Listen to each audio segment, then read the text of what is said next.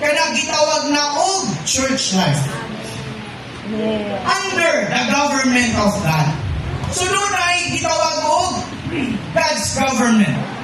Even though nga nailalong ta sa Republic Democratic Country of the Philippines, bilong ta niini nga human government sa government sa Pilipinas, apan kita na anaa na kinabuhi sa Kristohanon o Iglesianong kinabuhi, we be under into God's government.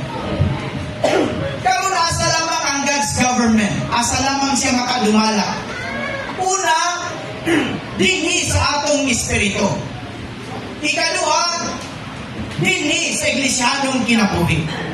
So, alang ni atong wala pa makadawat sa kinabuhi sa Ginoo, we are only under the government or human government.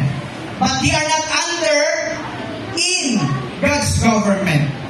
So, natural na kung gusto sa katao na mapasakop sa pangagamhanan sa Diyos, di kinahanglan ka ng tawhana makadungog sa Ebanghelyo